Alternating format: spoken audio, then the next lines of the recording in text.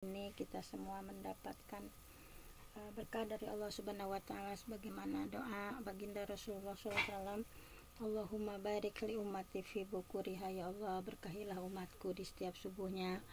Mudah-mudahan kita mendapatkan berbagai berkah, berbagai kebaikan yang turun ya kepada kita semua, baik keberkahan untuk akhirat kita dan keberkahan untuk dunia kita. Mudah-mudahan kita semakin hari semakin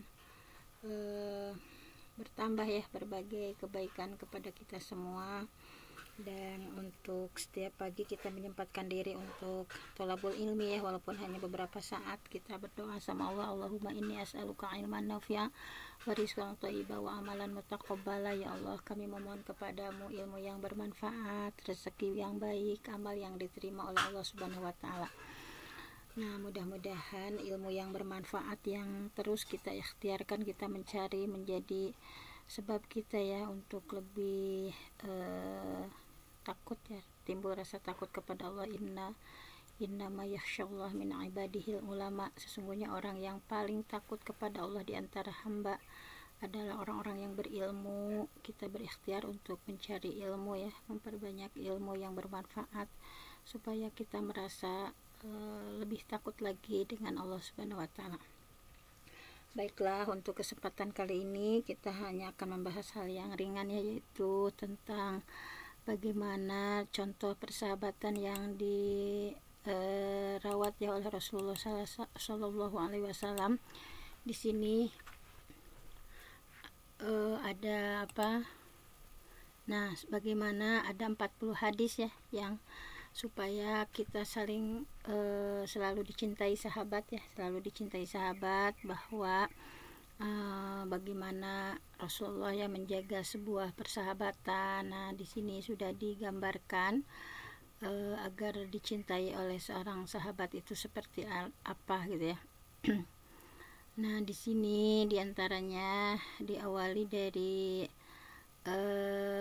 seorang di sini ya, Al-Kisah, datang seorang sahabat ke kediaman baginda Rasulullah SAW dengan tergopoh-gopoh. Rasulullah yang menyambut dengan tangan terbuka, dengan senyum lebar, dengan penuh hormat, penuh takzim.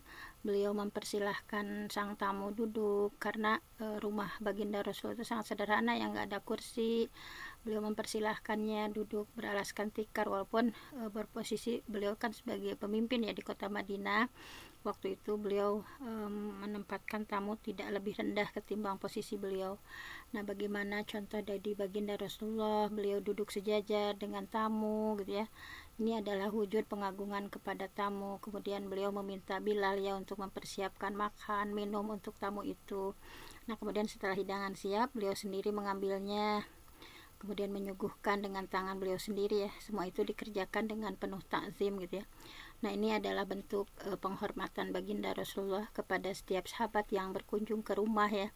Beliau dengan sangat sukacita ya, jadi sahabat yang berkunjung ke rumah tanpa sungkan, beliau menjamu, melayani mereka dengan tangan sendiri gitu ya. Siapapun tamu itu, bahkan kalaupun tamu itu adalah seorang hamba sahaya ya, beliau tidak risih berjabat tangan, merangkul, bercengkrama gitu ya. Jadi beliau tidak membeda-bedakan sahabat yang berkunjung ke rumah beliau, karena sahabat bagi beliau itu adalah aset berharga yang harus terus dijaga. Nah, bahwa Islam memberikan tuntunan ya kepada kita bagaimana berinteraksi yang sebenarnya dengan sahabat ya, salah satunya dengan mencurahkan penghormatan yang tinggi-tingginya. Nah, jadi di samping itu dalam persahabatan juga tidak mengenal kasta ya, bahwa seluruh orang berposisi sama, miskin, kaya, orang berkedudukan, orang rendah, laki-laki, perempuan, seluruhnya adalah sejajar ya di mata baginda Rasulullah juga. Nah, bahwa diantaranya ya beliau pernah mendapatkan teguran langsung dari Allah. Kar, itu casan ibu, Kar. Opa. Sebentar. Ini mau itu gara casan dulu, dicas dulu.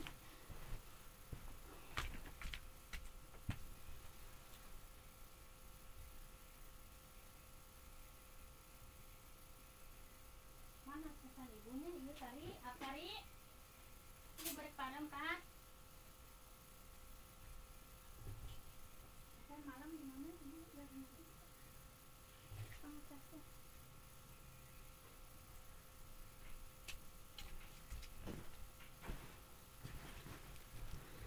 Mohon maaf nih.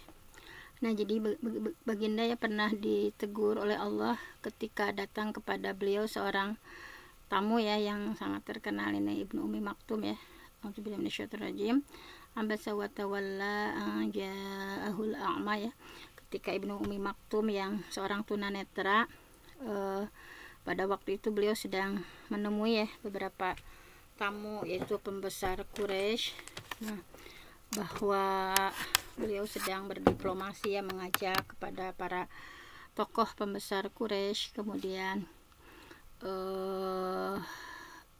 bahwa dengan kedatangan Ibnu Ummi Maktum ya, seorang beliau mengusik kenyamanan ketika beliau mengobrol ya, sehingga beliau tidak mengindahkan saat itu ya. Jadi sehingga turun ya yang berisi teguran dan peringatan bahwa beliau tidak boleh membeda-bedakan orang dari status sosial dan kondisi fisik. Nah, karena semua adalah hamba Allah. Nah, jadi persahabatan dengan setiap kalangan sangat dianjurkan, dilandasi dengan pokoknya untuk ridho Allah. Nah, jadi buku ini merupakan bagaimana persahabatan ini adalah semuanya ya tindak tanduk baginda Rasulullah. Bagaimana tentang persahabatan, bahwa praktisnya seperti apa ya petunjuknya merajut persahabatan, tata cara mempertahankan seperti apa gitu ya. Nah, di sini bagaimana juga strategi memilih sahabat yang mengajak kepada kebaikan, menghindar sahabat yang akan menjerumuskan pada keburukan gitu ya. Nah, dalam buku ini walaupun hadis-hadisnya sebetulnya sudah sangat populer, terkenal, nah tetapi ini menjadi penguat untuk kita ya, bahwa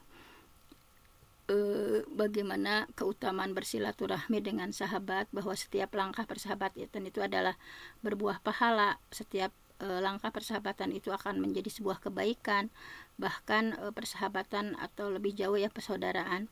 Nah, bukan hal-hal yang sifatnya duniawi, tetapi bagaimana dimensi ukhrawi yang begitu value-nya sangat tinggi gitu ya. Nah, jadi di dalam buku ini mulai dari sahabat itu seperti satu tubuh gitu ya, kemudian haknya seperti apa, kemudian tidak boleh mengambil haknya dan lain sebagainya ya. Ada 40 hadis tentang bagaimana merawat persahabatan yang dilakukan oleh baginda Rasulullah SAW. Dimulai dari hadis pertama bahwa sahabat itu seperti satu badan gitu ya, satu tubuh. Hadisnya sangat populer ini ya. Bismillahirrahmanirrahim. Anin Nu'man bin Bashir qala Rasulullah SAW, mathalul mu'min, perumpamaan orang mukmin, fi tawaddihim, perumpamaan orang mukmin dalam cinta ya, kemudian wa tarahumihim, dalam kasih sayang, wa ta'atufihim, mathalul jasad. Nah, jadi perumpamaan orang mukmin dalam cintanya, kasihnya, kelembutannya di antara mereka itu mathalul jasad, seperti satu badan. Idza ishtaka minhu udhun tada'alahu sairul jasad bisahari wal humma, bahwa idashtaka, ketika salah satu tubuh sakit ya, adun, tada ala husairul jasad bisahar wal huma. Nah, jadi ketika ada yang terasa di salah satu badan, maka akan sakit seluruh anggota tubuh yang lain merasakannya. Nah, jadi perumpamaan yang disampaikan baginda Rasulullah, perumpamaan yang begitu indah ya, gambaran tentang bagaimana semestinya jalinan persahabatan, persaudaraan sesama muslim itu diwujudkan, harus seperti satu tubuh ya, satu anggota tubuh ketika tidak bisa menjalankan fungsinya dengan baik tanpa bantuan anggota tubuh lainnya. Nah, ini ya, bahwa ikatan persaudaraan itu harus menyemaikan ya kekuatan emosional, simpati ya, ketika ada anggota tubuh yang sakit, yang lain merasakan. Begitu juga ya persahabatan yang ideal itu seperti satu tubuh, ketika ada satu saja yang terluka, yang lain ikut merasakannya ya. Ketika sahabat mendapatkan kegembiraan, sahabat lain pun ikut dalam sukacita. Nah, di sini dirasakan bersama, pokoknya ringan sama dijinjing, berat sama dipikul gitu ya. Jadi persahabatan yang digambarkan dalam hadis ini memang terbatas ya pada sesama muslim. Walaupun demikian, sebenarnya cakupan ini diperluas ya, persahabatan sesama manusia yang melintas lintas agama misalnya.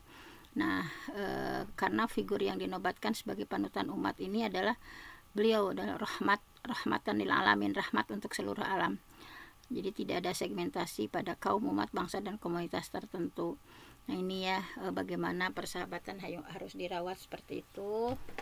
Nah kemudian juga selanjutnya baginda Rasulullah SAW nah ini menjelaskan bahwa ada hak, ada kewajiban ya, bahwa hadisnya an Abi Hurairah qala sami'tu Rasulullah SAW, aku mendengar Rasulullah SAW yaqul, bersabda, hakul muslim alal muslim khamsun, yang hadis lain ada situn, ini khamsun ya, bahwa ada hak seorang muslim, yaitu ada 5: radus salam, menjawab salam, wa iyadatul marid, menjenguk yang sakit, wa tiba'ul janazah ya, mengantarkan jenazah, wa ijabatu da'wah, kemudian memenuhi undangan, wa tashmitul atis, dan menjawab ketika bersin.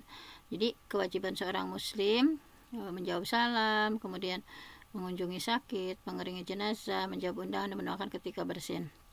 Nah di sini pokoknya ada 2 hal yang sudah semestinya berjalan berdampingan, yaitu ada hak dan kewajiban. Nah jadi ketika ada hak pasti ada pula kewajiban. Nah dalam bangunan interaksi ini unsur hak dan kewajiban itu di sini ya, jangan sampai mengabaikan salah satunya. Misalnya Rasulullah begitu memperhatikan ya bentuk bangunan interaksi ini karena beliau meletakkan sejumlah pedoman ya, bahwa beliau menyebutkan ada 5 unsur utama. Jadi ini sini 5 elemen yang mencakup hak dan kewajiban. Beliau mengatur hak dan kewajiban ini sampai hal kecil ya, misalnya mendoakan yang bersin. Ini adalah luar biasa sekali ya, bahwa walaupun dalam hal ini beliau hanya menyebutkan 5 poin, tetapi 5 poin ini diturunkan dan dikembangkan sendiri ya oleh sesama muslim untuk bagaimana supaya keharmonisan hubungan itu bisa dijalankan gitu ya. Jadi intinya penyebutan 5 poin ini hanya sebagai contoh gitu ya, sehingga masih banyak perkara lain yang bisa dimasukkan dalam koridor hak dan kewajiban ini. Nah hal-hal sederhana saja ya, misalnya tadi ketika sakit ditengok, kemudian juga menjawab salam, kemudian ketika meninggal mengantarkan jenazahnya, ketika diundang dipenuhi gitu ya, dan hal kecil mendoakan ketika bersin. Nah ini adalah kalau dijalankan benar-benar ya, itu akan sangat indah gitu ya yang terjadi dalam persahabatan. Kemudian yang ketiga adalah tidak mengambil yang bukan haknya. An Salim an abihi qala qala Nabi sallallahu, man akhadha minal ardi syai'an bighairi haqqi husifa yaumil qiyamah ila sab'i ardin. Nah bahwa barang siapa yang mengambil ya, barang siapa yang mengambil tanah tanpa hak ya, maka pada hari kiamat akan dikalungkan 7 bumi kepadanya. Nah jadi barang siapa yang mengambil tanah tanpa haknya ya, tanpa benar, misalnya khusifa bihi yaumil qiyamah ila sab'i ardin, akan dikalungkan 7 bumi kepadanya. Nah di sini bahwa seluruh alam semesta itu kan ini ya merupakan milik Allah untuk kemaslahatan manusia. Nah kita sebagai manusia di muka bumi bagaimana memakmurkan gitu ya, bahwa di sini kan kepemilikan mutlaknya ada di tangan Allah, tetapi kepemilikan relatif berada juga di genggaman manusia. Walaupun statusnya kita hanya kepemilikan relatif ya, nah ini kedudukannya sangat dihormati oleh dalam Islam ya. Makanya Islam menggariskan aturan yang serius, rinci ya, hak milik ini sebagai hak dari Allah, kepemilikannya tidak boleh dilanggar oleh siapapun gitu ya. Nah perampasan terhadap hak milik mempunyai konsekuensi dan hukum sendiri. Jadi tindakan ini bisa dikategorikan dalam tindakan pidana gitu ya. Maka jalinan persaudaraan di sini ya, adanya penghargaan terhadap hak milik, karena misalnya kayak menjarah terhadap milik orang lain ini juga bertentangan dengan norma aturan Islam ya. Bahkan dalam Islam digariskan 2 sanksi bagi siapa saja yang melanggar hak milik orang lain, yaitu hukuman di dunia dan hukuman di akhirat. Hukuman di dunia diatur secara definitif ya dalam jurisprudensi Islam, sedangkan hukuman di akhirat adalah tadi bahwa Allah akan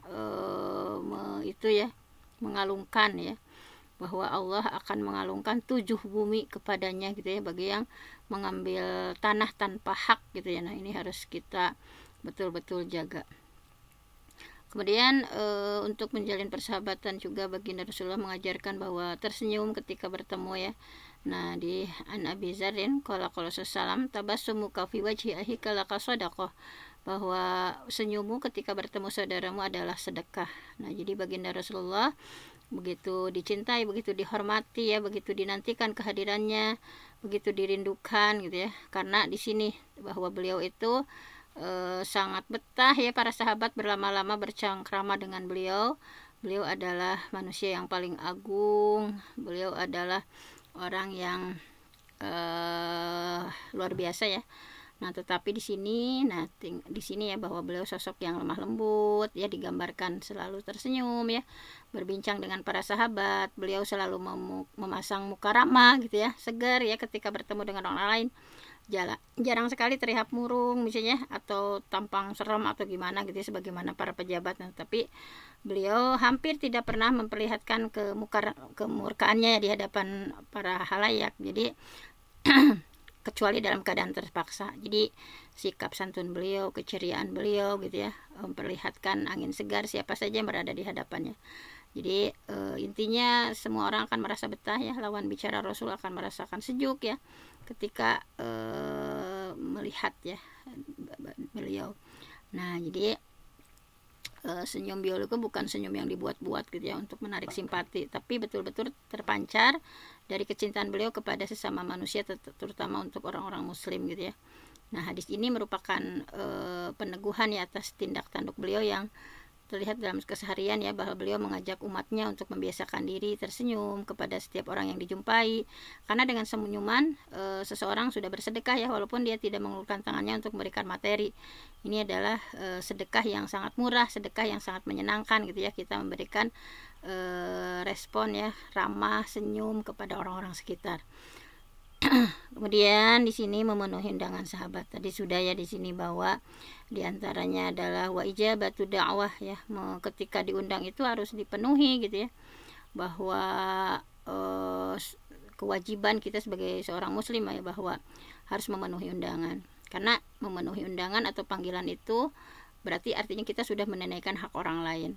Seorang tidak mungkin mengirimkan undangan kecuali pertimbangan pasti berharap kehadiran gitu yang diundang gitu ya. Rasulullah adalah sosok yang senantiasa hadir ya, setiap undangan yang datang kepada beliau dari siapapun ya. Beliau tidak pernah pilih kasih dalam mendatangi undangan ya. Siapapun yang mengundanginya, baik orang kaya, orang miskin, beliau berupaya untuk memenuhinya ya, apabila memang tidak ada halangan yang betul-betul berarti ya, bahwa keteladanan beliau ini merupakan cermin untuk kita semua, tidak pandang bulu dalam menjawab undangan ya. Karena memang kecenderungan yang terjadi di masyarakat ketika memenuhi undangan itu misalnya dari kalangan berada atau menguntungkan secara materi gitu ya, dan menghiraukan undangan dari orang-orang miskin misalnya kurang menarik, misalnya nggak didatengin gitu ya. Jadi dalam fikih Islam sudah dijelaskan bahwa aturan tentang etika menerima ini hal yang penting, harus dipenuhi apapun bentuknya, terutama undangan pernikahan gitu ya. Nah, pemundahan-undangan ini merupakan kewajiban, sehingga ketika melalaikan akan dosa juga ya jika undangan itu mengajak sesuatu yang dilarang misalnya, kecuali kalau kayak hal-hal lain misalnya undangan minum arak, judi. Jadi pokoknya setiap undangan yang dibenarkan dalam Islam, bahkan memperkuat eksistensi Islam, harus dipenuhi.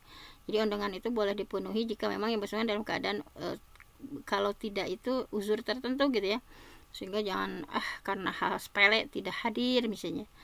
Kemudian selanjutnya lah baginda Rasulullah bagaimana merajut persahabatan itu, diantaranya memberikan nasihat ketika dibutuhkan ya. Ini sudah sangat terkenal hadisnya, tapi kita renungi bersama ya makna dari hadis itu.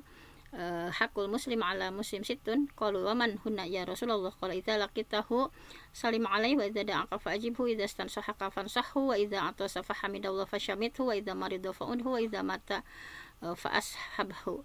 Nah, ini ya bahwa diantaranya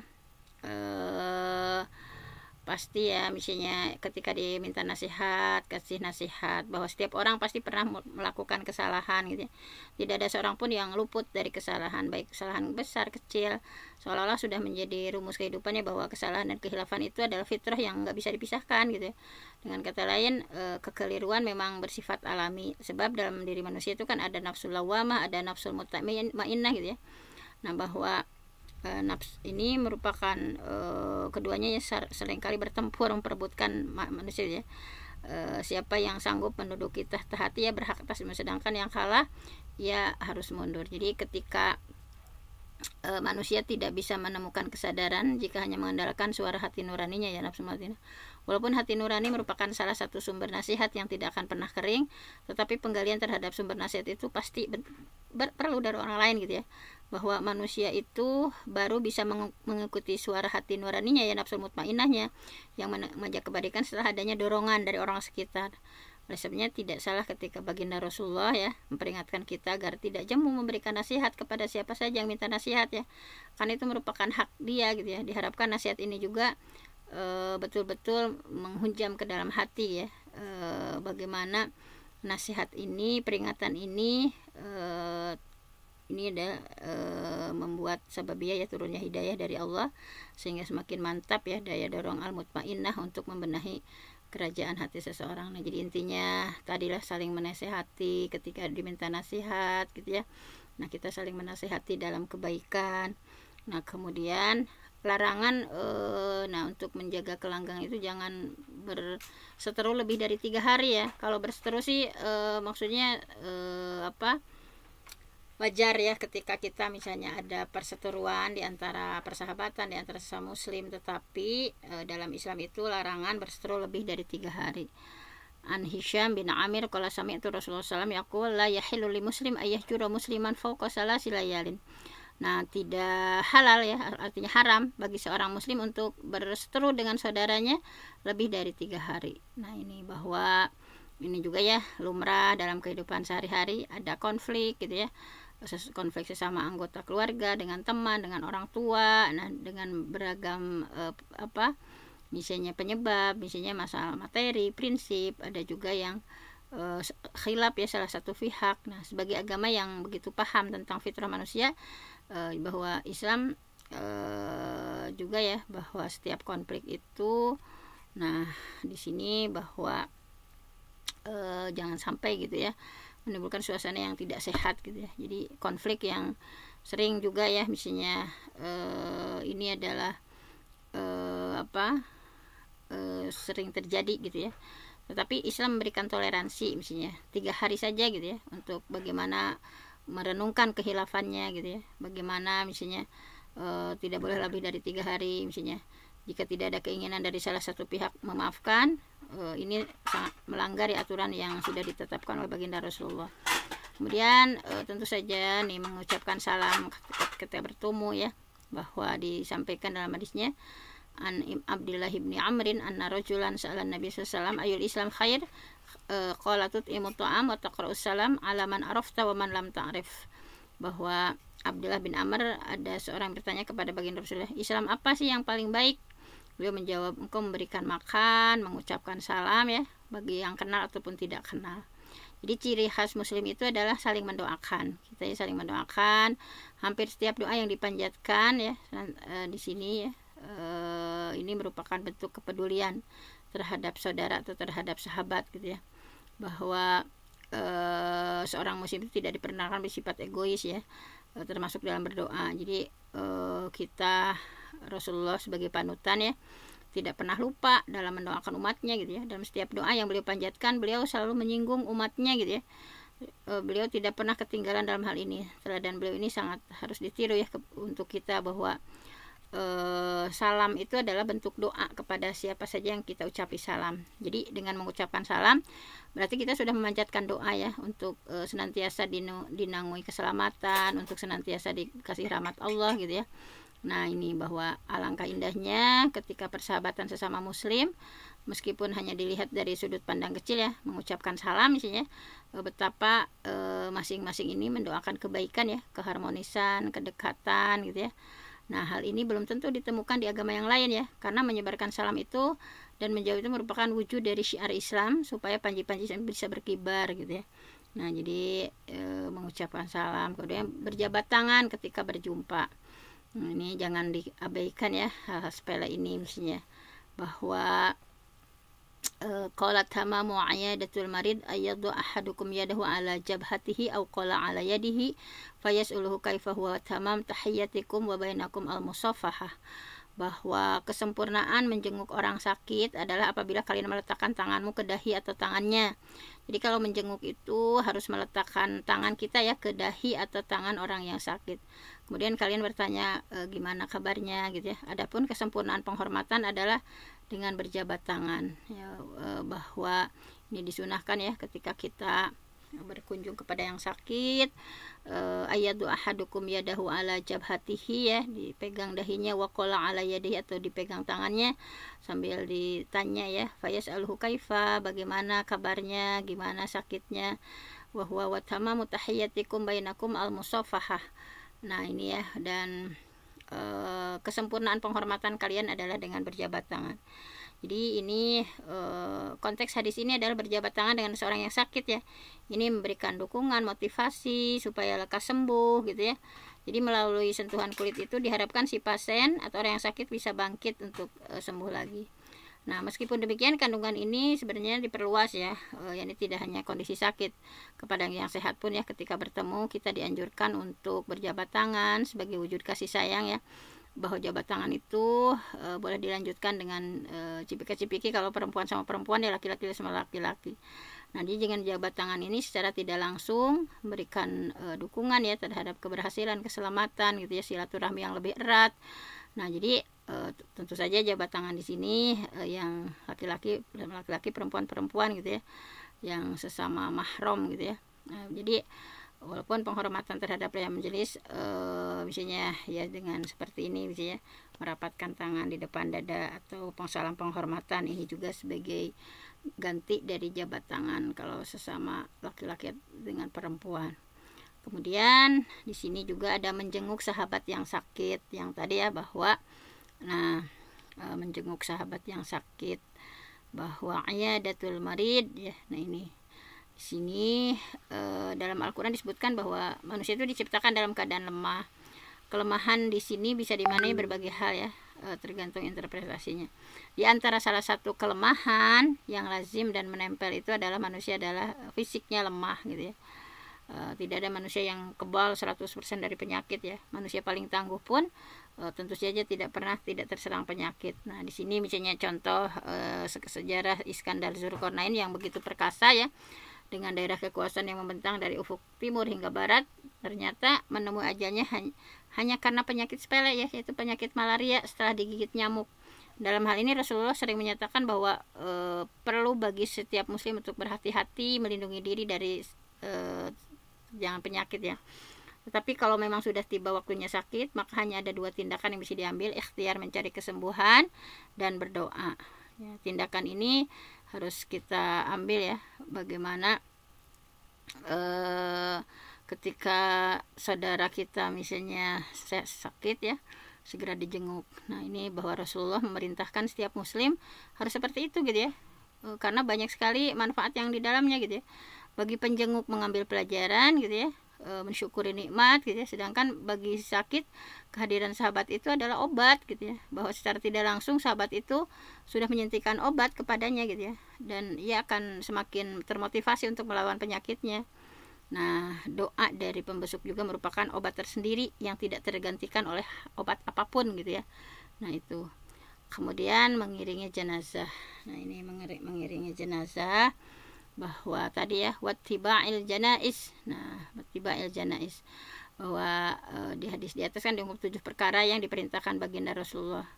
Nah ya adalah bagaimana mengiringi jenazah, walaupun kelihatannya tidak berarti ya misalnya, namun kalau ditelaah lebih jeli hasanah ini, bahwa hikmah mengiringi jenazah itu, dengan mengiringi jenazah seorang akan memperoleh ganjaran yang luar biasa ya, bahwa pahalanya juga 2 gunung ya. Sedangkan hikmah secara spiritual dalam pembinaan kualitas iman dan etikanya, bahwa melalui mengiringi jenazah itu akan terbuka ya kesadaran bahwa manusia itu nggak akan hidup selamanya di dunia gitu ya. Setiap usia itu pasti akan ada akhirnya gitu ya, bahwa maut itu pasti kapanpun bisa menjemput, kapan saja, di mana saja gitu ya. Oleh karena itu kita harus betul-betul ya beribadah, bertobat, memanfaatkan waktu yang sedikit sehingga tidak ada penyesalan nanti di kemudian hari. Nah jadi hikmah bagi jenazah itu bertambah doa mengalir ya. Tentu saja tidak sama kekuatan doa satu dengan yang lain. lebih banyak yang memohon, lebih banyak harapan, lebih banyak dikabulkan. Nah, dengan demikian banyak pengiring jenazah yang mendoakan, diharapkan langkah jenazah itu masuki gerbang kehidupan yang lebih mulus gitu ya. Kebahagiaan menyertai dan pada episode berikutnya. Kemudian mencintai sahabat seperti mencintai diri sendiri. Nah, bahwa dalam hadisnya ya sangat terkenal bahwa situn ya lil muslim alal muslim minal ma'ruf situn yusallimu alaihi idza laqita wa yushamithu idza atasa wa ya'uduhu idza marida wa yujibuhu idza da'ah wa yashhadu idza tuwfiya wa yuhibbu ma lahu ma yuhibbu li nafsi wa yansahu lahu bil ghaib. Bahwa dari Ali dari Rasulullah bersabda, ada 6 kebaikan dalam interaksi antara muslim dan muslim: mengucapkan salam kalau temu, mendoakan kalau dia bersin, mengunjungi ketika sakit, memenuhi undangan kalau diundang, menjadi saksi pengiring kalau dia meninggal, mencintai seperti mencintai diri sendiri dan menasehatinya. Nah, ini ya bahwa Rasulullah bukan orang yang gemar mengucapkan petuah tanpa diiringi dengan tindakan nyata. Setiap kali memberikan nasihat kebaikan, beliau sudah mempraktikkan ya. Oleh karena itu beliau adalah betul-betul sempurna ya, baik dalam ucapan maupun perbuatan. Nah, Rasul juga sangat memperhatikan ya, beliau menyayangi karena kepribadian yang ditunjukkan beliau santun gitu ya, menyenangkan. Setiap ada persoalan yang sahabat itu ya, tanpa ada minta beliau selalu membantu gitu ya. Ada sahabat yang kelaparan, dengan spontan beliau mencari bahan makanan ya. Pokoknya seluruh pribadi Rasul itu berinteraksi dengan sahabat itu mencerminkan kecintaan beliau yang mendalam terhadap sesama muslim. Nah, 6 kebaikan tadi ya yang ditegaskan oleh Rasulullah, walaupun secara verbal diucapkan di hadapan para sahabat, beliau ingin menegaskan bahwa seorang muslim itu sudah semestinya saling menumpahkan cinta kasihnya ya, sebagaimana dia mencintai diri sendiri. Oleh karena itu dia memiliki empati kepada muslim lainnya, sehingga dia dapat merasakan apa yang dirasakan muslim lain kalau mereka mengalami penderitaan. Nah, seperti itu. Kemudian keterbukaan Rasulullah dalam bersahabat, bahwa baginda Rasulullah SAW bersabda an Ibni Abbas qala tu fi Rasulullah wadir marhunatun inda Yahudi bisalasi naso'an min syairin li ahli. Bahwa Rasulullah meninggal dunia dan baju besinya itu masih tergadaikan di rumah orang Yahudi untuk ditukar dengan 30 sok gandum guna makanan pokok keluarganya. Nah, jadi bahwa meskipun memanggul amanah untuk menyebarkan risalah Islam, Rasulullah bukan seorang penyeru yang tidak kenal toleransi ya. Beliau tidak ingin memaksa orang lain untuk memeluk agama Islam, karena tugas utama beliau hanya menyampaikan. Masalah orang yang diseru berminat atau tidak sepenuhnya diserahkan kepada kehendak Allah. Oleh karena itu, meskipun hampir setiap waktu orang berbondong-bondong ya datang dari seluruh penjuru untuk menjumpai beliau dan menyatakan keislaman, dan beliau justru masih banyak dijumpai orang Yahudi dan Nasrani. Nah, jadi pada waktu itu Islam menjadi penguasa mayoritas ya, namun keunggulan ini tidak beliau salah gunakan untuk menindas pihak lain. Beliau masih menghargai ya kebebasan dalam beragama. Oleh karena itu merupakan hak setiap orang dan tidak bisa dirampas begitu saja. Nah, jadi prinsip toleransi ini tercermin ya dalam kehidupan baginda Rasulullah dalam ranah persahabatan. Misalnya Nabi tidak membatasi dengan sahabat muslim saja ya, sebaiknya beliau juga membina hubungan dengan non muslim. Misalnya seperti digambarkan hadis ini ya, interaksi pertemanan yang dibangun oleh Rasulullah bahkan tidak sungkan gitu ya menggadaikan baju besinya kepada orang Yahudi ditukar dengan beberapa kilo gandum untuk makanan keluarganya. Nah, di sini seorang muslim seharusnya tidak picik ya dalam bersahabat, bahwa seorang muslim tidak dilarang untuk menjalin hubungan dengan orang non muslim dalam bekerja sama dalam bidang sosial, misalnya budaya, selama apa yang dilakukan itu tidak mencampur adukan antara ajaran agama, maka itu adalah sah-sah saja. Nah, ini digambarkan dari baginda Rasulullah ya, menggadaikan gitu ya,